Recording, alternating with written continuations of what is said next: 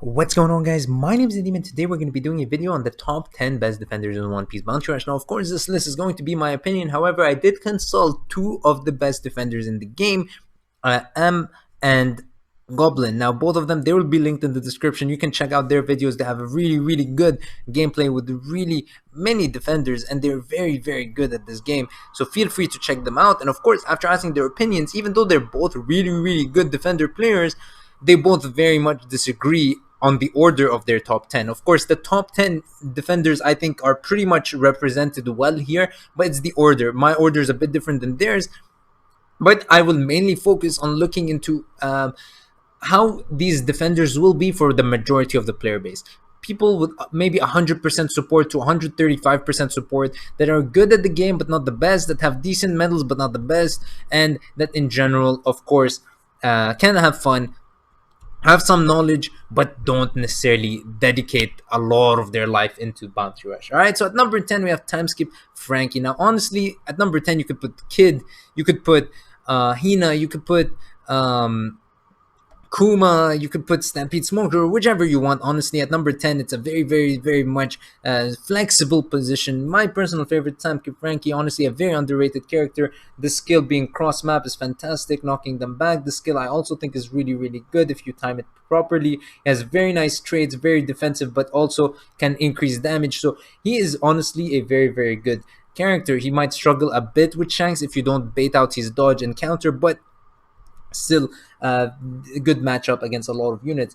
Sengoku, in my opinion, a fantastic unit, one of my favorites, but this skill, honestly, I struggled a lot with it, so that's why personally for me, I think he needs a lot of skill to master. This skill is very good though. Reduces their attack, can flame them, it deals good damage, it spawns over you, and it creates a trait area that not only heals you for 25%, which is very good, but also heals your team as soon as they enter it and boosts their defense, which is very good.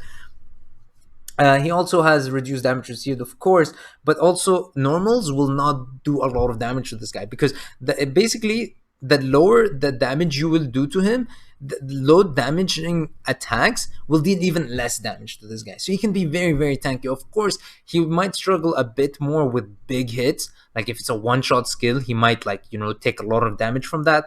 But normals, this guy will tank them like a boss. So you gotta build him properly, and he'll do very good things. Next we have Issho. Now Issho, of course, from the anime has increased damage dealt to Warlords of the Sea. Of course, from the anime he wants to abolish that system, but in general he has reduced damage received. He has increased attack when you knock them back, and if your strength is more than 70, reduced damage received by 50. Is very strong, very tanky unit. This skill, the meteor, if you use it in front of an enemy, it's honestly dumb. They can easily just go away, but if you use it in a place like in Sabodi from down to up, or from Drum Island from down to up, or from places in maps where the enemy you're gonna face, it doesn't see it or isn't expecting it, the damage is pretty good.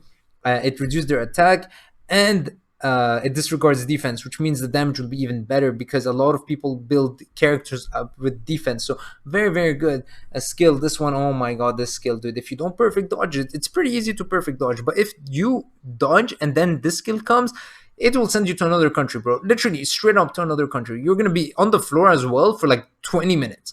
Like, you might as well, like, if you get hit by the skill, just leave the game, dude. You're in another map, you're on the floor for 20 seconds, you're just never gonna come back up, and of course can be very annoying. So again, a very good unit in Issho. Next we have Nightmare Luffy. Now this guy honestly could be even number one, because he's just so easy to max by now, and his skills are just easy to use, and in general a very flexible unit. With the amount of builds possible, you can build him defensively, offensively, as you want. He's very easy to use. That's something I think a lot of people can agree on. This skill is like a pretty much a one-shot skill. This skill is very spammable and knocks them back and has good range. Nullify Shock and Entrance makes it very easy to deal with characters like Big Mom and Enel, that a lot of good players will use. Increase damage dealt, and when teammates are KO'd, you increase defense and attack, and it fills up the treasure. Honestly, very easy unit to use, very easy unit to max, and honestly a very good choice of units. Now Caesar is someone I might have placed lower on this list, but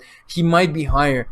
as time goes on, people might appreciate him more and more, because if you guys watch Goblin's recent video on him, honestly, he's been getting amazing scores and doing fantastic work with Caesar. My personal thing is, of course, this skill being fantastic, it's still very easy to perfect dodge, very easy to proc counters. Because you can't remove it, right? So they can just counter upon touching this.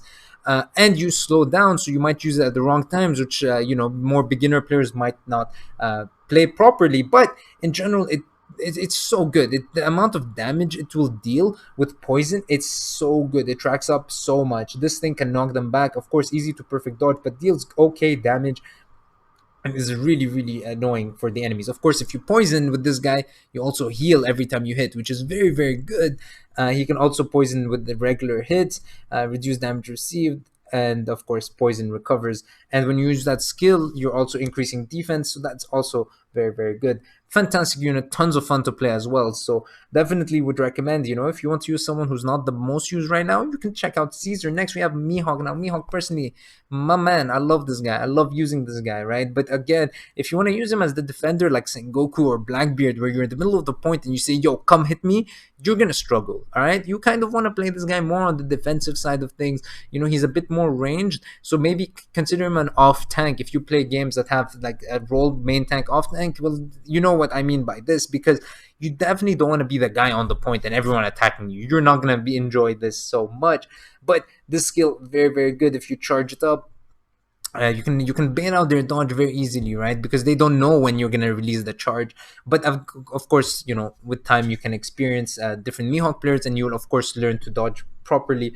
This skill very spammable, but decent damage, knocks them back as well. He heals with the hits, and the more damage you deal, the more you heal, which is good. He has increased damage against attackers and reduced damage received. He can get one shot. When you're high HP, you would reduce damage received more, which is good because you can heal with this guy. You build him properly, and my god, you're gonna have a successful time with this guy.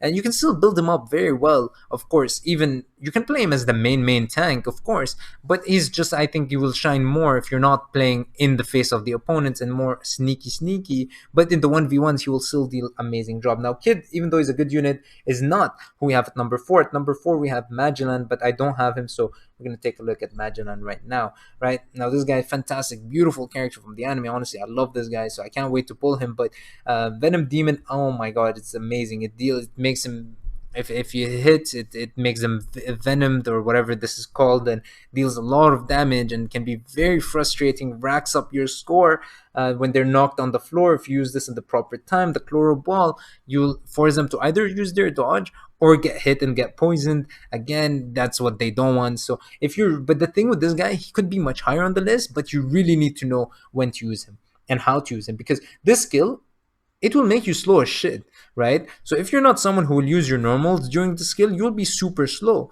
And if you use this at the wrong time, well, guess what? They're gonna run away from you, capture the flag, and you're just watching them because you're so slow. So again, it really demands an experienced player to know when to use it. Same for this skill, because it's really hard to use unless they're knocked down.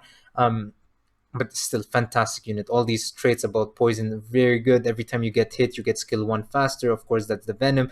If you have traits like Warlords of the Sea, you increase the duration of the Venom Demon, which is very very good. Reduce damage received. Oh my god, fantastic unit all in all, and I can't wait to pull him. And yeah, next we have Enel. Now some people will say Enel is worse than Magellan, and I don't mind. I don't mind which unit you prefer.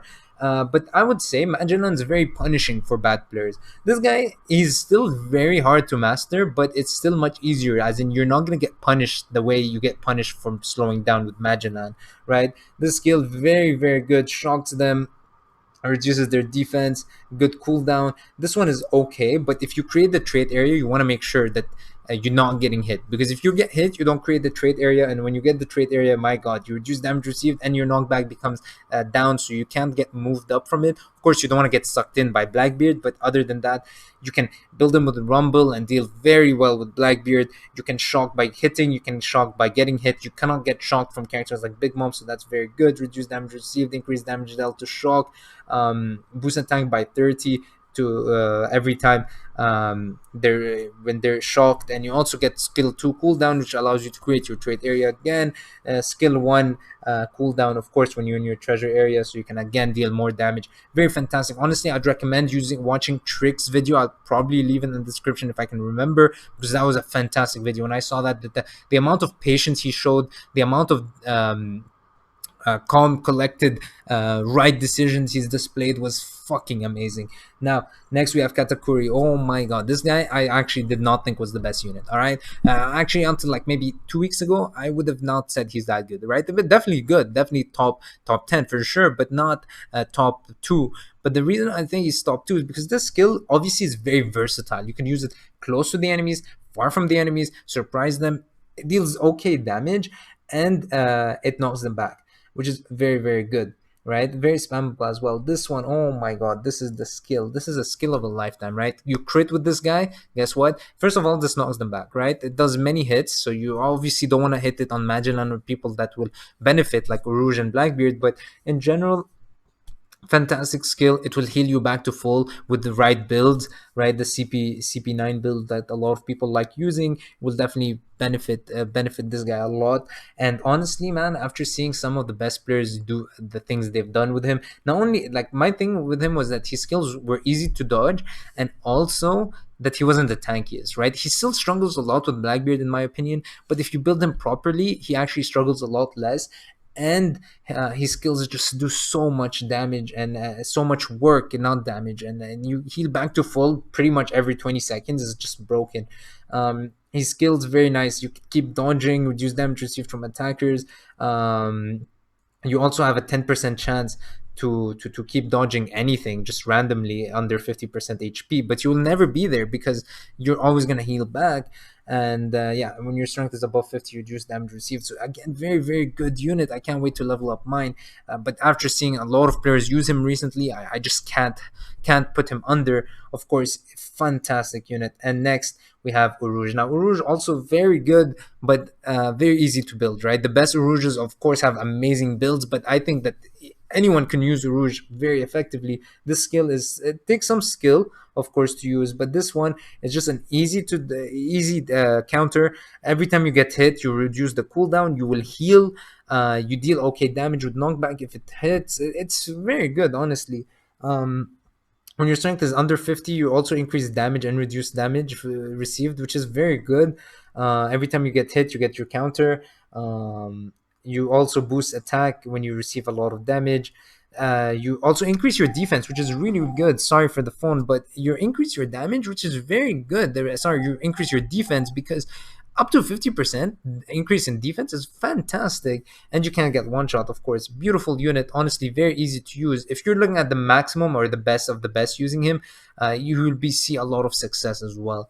And next, of course, we have Blackbeard, but yeah, we're not talking about this because fuck Blackbeard. So yeah, with that being said, guys, hope you enjoyed. Let's recap again. So at number 10 we have Timeskip Frankie, number 9 we have Sengoku, number 8 we have Issho, number 7 Nightmare Luffy, number 6 we have Caesar, number 5 we have Mihawk, number 4 we have Magellan, number 3 we have Enel, number 2 Katakuri, and number 1 our boy Urouge. Now, of course, again, this list, honestly, I put it in order, but it doesn't really matter the order. They're all fantastic units. I'd say maybe the top half would be in the same tier and the bottom half would be in the tier right below, but they're all really, really good. So yeah, with that being said, guys, hope you enjoyed. Let me know if you disagree with anything. Let me know who you would put at number 10 instead of Timeskip Frankie. Maybe you're a Corazon guy, maybe you're a Perona guy, maybe you're a Hina guy. In general, all of these guys, very good unit. And at the end of the day, use the units you enjoy, use the units you have fun with, and just keep this as a reference point and enjoy your stay with Bounty Rush, right? So with that being said, guys, hope you enjoyed for the 1000th time, and peace.